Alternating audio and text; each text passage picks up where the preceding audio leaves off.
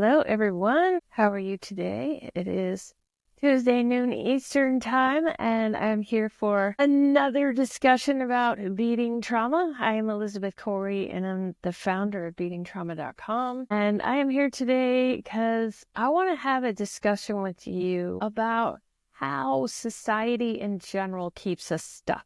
I have talked ad nauseum, right, about how family, like familial abusers, will keep us stuck with the things that they say and certainly with the things that they do. And I've discussed it a lot on this live stream. Today, I want to talk a little bit more about sort of the less blatant stuff. I'll be honest, a lot of us don't even remember the blatancy of our abusers' words, to be totally honest with you. But there's a lot more subtle and less blatant stuff that is coming at us from society in general, but in particular from members of that society. And they're having a big impact on us, especially as we continue to try to heal ourselves in particular. I'm getting a series of memories back that are really highlighting how much sort of suppression I had coming at me while I was even trying to heal myself. And so I want to bring some of these ideas to you today to help you maybe notice this kind of stuff. I will say that a lot of these people are, society in general, but people who kind of want to give us their advice are highly motivated to suppress us, but for different reasons. Like, it's not the same as with our abusers, who obviously had to suppress us because they couldn't let us talk about what was happening to us. Of course, that's a huge part. They wanted to keep us in their control, and that control goes way beyond childhood. And this is where it gets really difficult for them. If they haven't properly set us up to live a small life when we're children, we won't be very controllable as adults. And that's why those familial abusers are motivated to suppress us. When we start talking about just your everyday people, the motivation comes from a different place. And it's a lot more subtle. Like, as a matter of fact, some of these people on the surface, like up here in the frontal lobe, they may be totally well-meaning. They're trying to share their wisdom with you, right? They want to teach you how the world works. And oftentimes they want to do this, at least what they're saying on the surface is they want to do this, to help you out, to keep you safe, to keep you from going through bad things. Like, they can be quite well-meaning in their approach to you and in their words to you. But here's the thing, and this is where that sort of motivation to suppress us comes from. Most of the messages we hear from these people are projections from their controllers, okay? And they're going to fuel our controllers, right? And the reason they have these controllers with these belief systems is because society sends messages that are very controller oriented. So, and when all of these beliefs that they have were learned because of their own oppression and suppression. And they were, they're often loaded with futility that the people that are talking to us and giving us this advice have never worked out in their own systems. They're just they're living a very limited life because they were taught to live a very limited life. And now they're projecting those limitations out onto you. And on the surface, it looks like, I just want to keep you from going through bad things.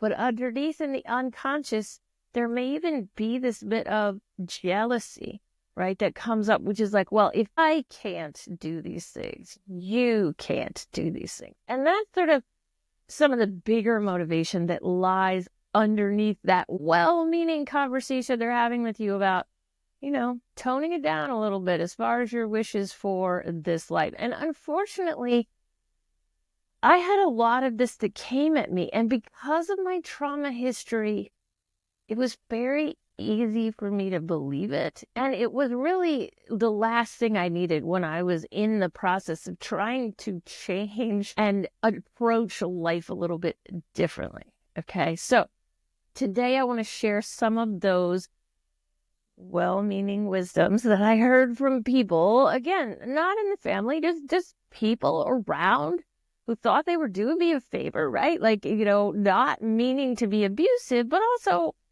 not really doing it no harm either, right? Like these are some harmful things that were thrown at me. So, and these largely would come at me, and both in childhood and adulthood, at the time when I was really doing everything I could to step out of my trauma and the suppression around my trauma. So the timing could not have been worse, right? It like worst timing in the world. And, when I look at all of the people out there who said these kind of things to me and how much they said these kind of things to me, I really am a little bit surprised to be where I am right now, to be totally honest with you. But I'm going to share some of these statements with you. And the goal, look, here's the thing. When we hear these things on a conscious level, right, it doesn't need to have a tremendous impact on us, because consciously in the frontal lobe as an adult, we can decide whether or not we want to take that in and whether or not we want to believe it. That's not really the problem. Like, if I was not in a dissociative state and somebody came up to me now and said, wow, you're taking on a lot there. You sure you want to blah, blah, blah, blah, blah. Thanks for those belief systems at play, right? So, I know I keep saying I'm going to share these beliefs, and then I think of some other things I want to tell you. So I'll get started now. So number one, okay, when you are considering whether or not you want to start kind of fighting back against people who may have harmed you in the past, like, there can be a lot of people who are really scared for you. And probably they are scared for you because they themselves are scared about doing exactly the same thing, right? So this is that projection that comes out. And you may hear things like, these people are untouchable, right? Not all of us have power, or not all of us have the same power. They might tell you, don't start a battle you can't win, right?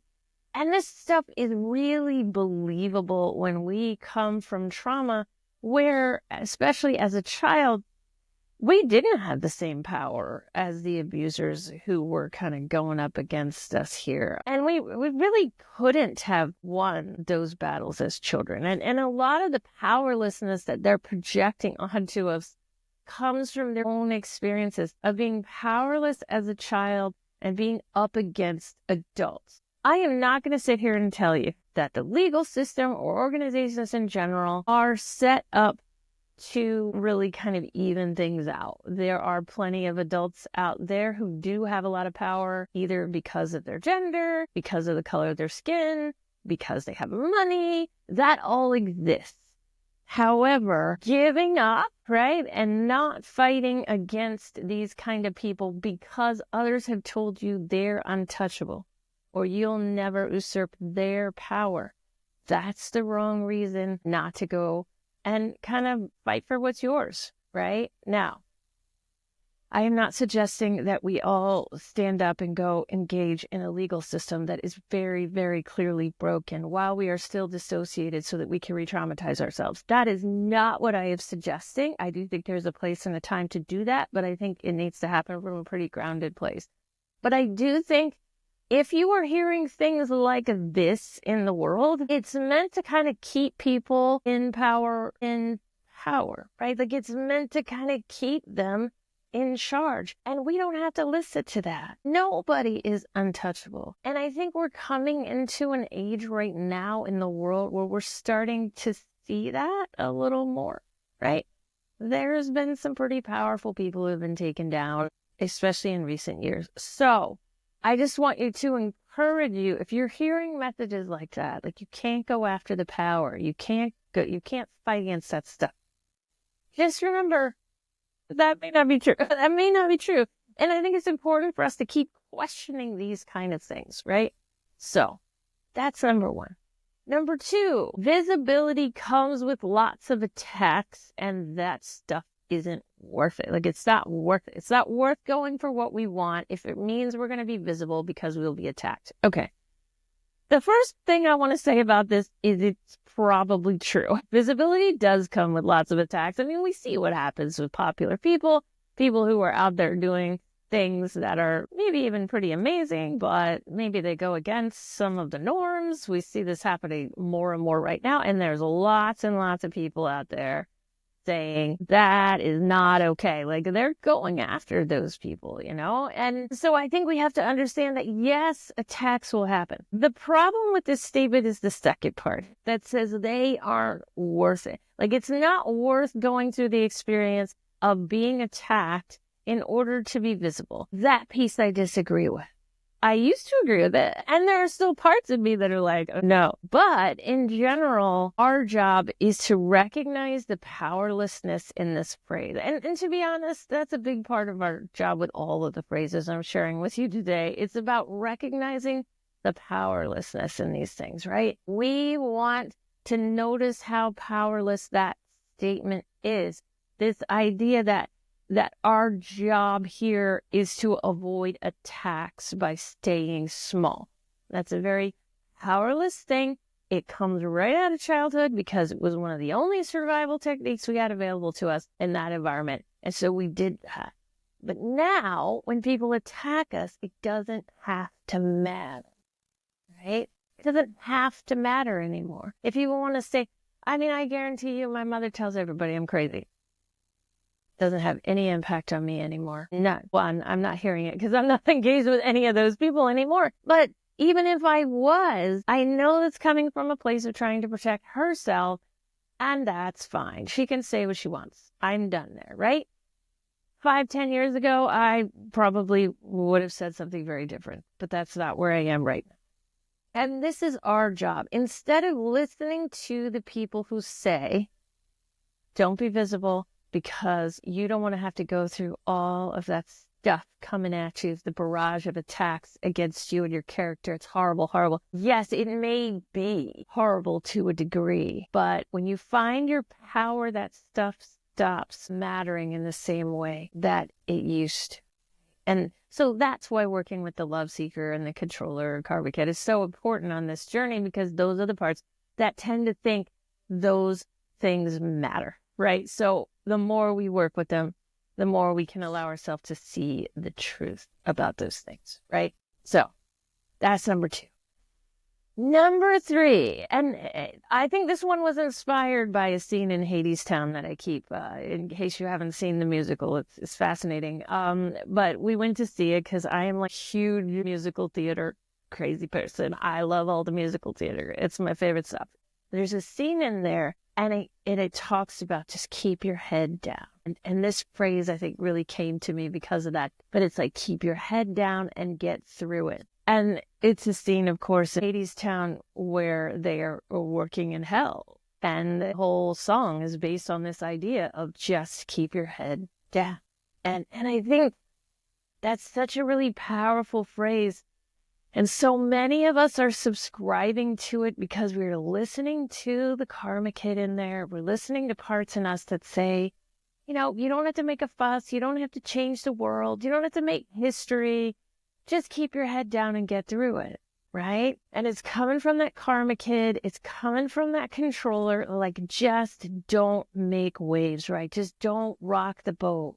Keep your head down, right? Keep your head down. And that is a phrase where we might not hear it in exactly those words, because those words kind of really do call out the ridiculousness of it. But to some degree, we're hearing similar things, Just get yourself a nice job, a nice spouse, get yourself a little house somewhere, and just, disappear into the fabric of society, right?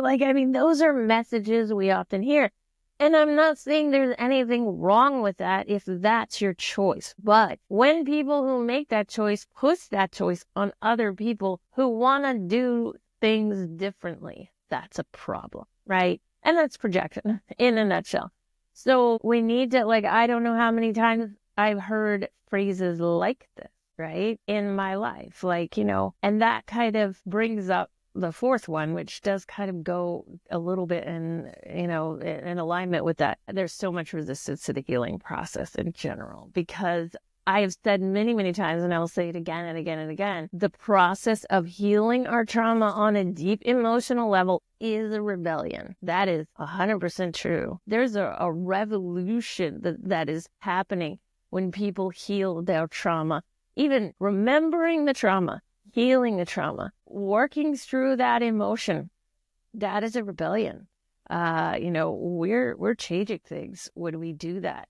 Even when we don't necessarily take any major external steps, just that healing process is incredibly powerful, even on an energetic level, right? So I just want to say that. But yes, so number 4 kind of plays on number 3 a little bit. And this one is stop aiming so high. Like this idea that life is hard, and it's almost like you're kind of pushing for something that's really not within your reach. And sometimes you'll even hear things like, well, that's within the reach of other people, but that's not within the reach of you. Now, this can be said a lot when we're children. It can be meant on a very, very like really negative, intense, suppressing, oppressive kind of way. When we hear it from well-meaning adults, it's more about, just not wanting to have you get disappointed, I guess is probably the best way to put it. It's like, oh, don't set yourself up for disappointment, right? Like, don't aim so high. Life is hard. That stuff isn't likely to happen. So,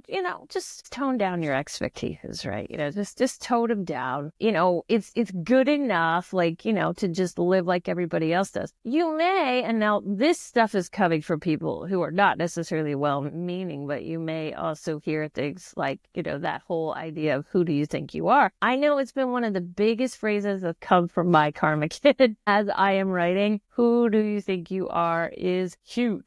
My karma kid loves to say that. And as I, write my books and edit my books and try to publish my books, all I hear is, who do you think you are? Who do you think you are? Who do you think you are? Over and over and over again. I'll be honest, it's getting quite old, but I will keep writing as long as it is there. But obviously that was a phrase my family used against me a ton, and especially my mother. That said, there may be other adults, like, the well-meaning kinds, who hinted at that. They didn't say it that, outwardly or openly or blatantly. But they may have said things like, look, why can't you just be happy with, enough, a normal life? Why do you need to, do all that other stuff? That kind of stuff gets used against us. And actually, even, there's this phrase that I just hate. And I'm going to share it with you today. And I don't hate everything that this woman says, but I hate this. And this is a phrase from Oprah.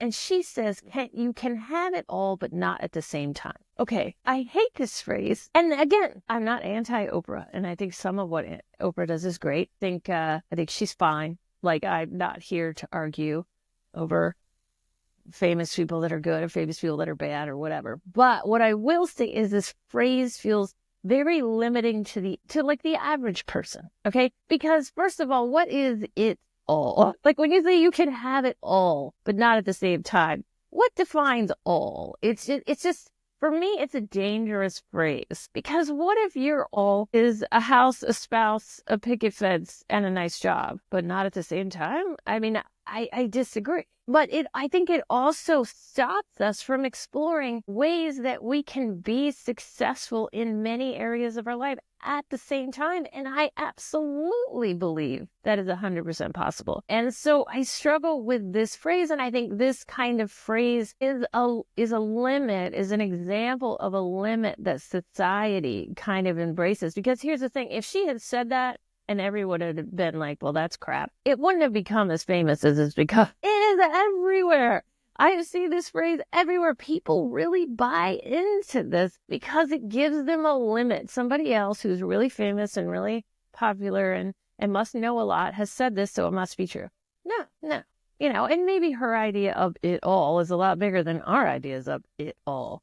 But this idea is very limiting, and we grab hold of these very limiting phrases, and it is not healthy for us, right? It fuels the controller. It fuels the karma kid. That's a problem. right? So, and that leads me into the last one I want to talk to you about today, number 5, which is that following your dreams will make you poor and reliant on others. I'll be honest, this has been an extremely big message from my controller.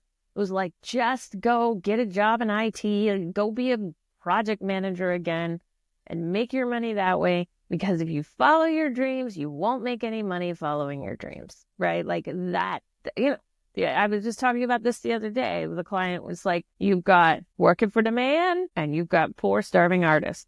Like, there doesn't seem to be anything in between where you could actually find success doing what you love and actually also make money at it. And I am wholeheartedly of the belief that we in fact we can make money at our dreams, and that if we follow our intuitive path, the money is going to show up for us. But a lot of times people will sort of negate that idea and say, oh, you're making a choice. You're making a choice to be poor because you're doing what you love, and you can't do what you love and have enough money to live off of it. That belief system is something that if you're out there chasing your dreams, I'm sure you've heard. You've heard it from people. I have no doubt. A lot of people, because of this phrase, will wait till they retire from the job they don't like to go and do what they love, because they're like, I'm not going to make any money at that. So it can't ever be anything more than a hobby, or it can't ever be anything more than something I do at retirement. And that's just such a waste, and so yes, there is some privilege in what I'm saying, and I know that. But I've also seen, as I have gone through the process of healing myself and chasing that dream, I have seen things work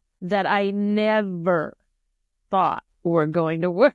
I want to be really clear. I didn't go into this going, everything will be fine. Oh my gosh. No, I did not.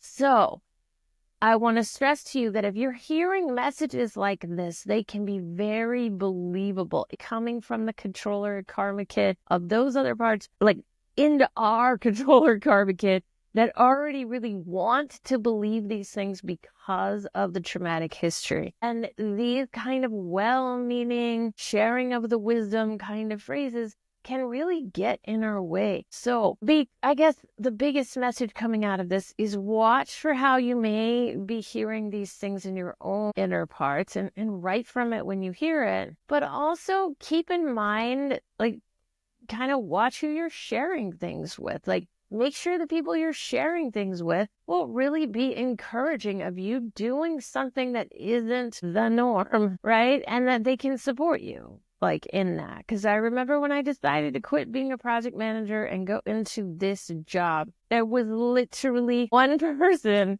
who told me I wasn't crazy. That was it. One individual. And, so that became the person that I talked to about it. And everybody else, I was like, okay, whatever. And since then, I've learned who I could share with and who I can't share with. And I've been really careful about not talking to people who will fuel the fears in my own parts and will keep me from, in fact, following my intuitions. I hope you found this helpful today. It's a little different spin on how we get held back, but it's a big one. And it's really something that I've found to be quite suppressing in my own life as I've attempted to move forward, and even some of my smaller steps, not even like the really super big stuff. So keep watching for this stuff, build awareness around it, listen for your own inner limits and write from them, and keep considering your intuitive direction. You never know what can succeed and what cannot, right? So thank you all so much, and I will talk to you all next Tuesday at noon Eastern.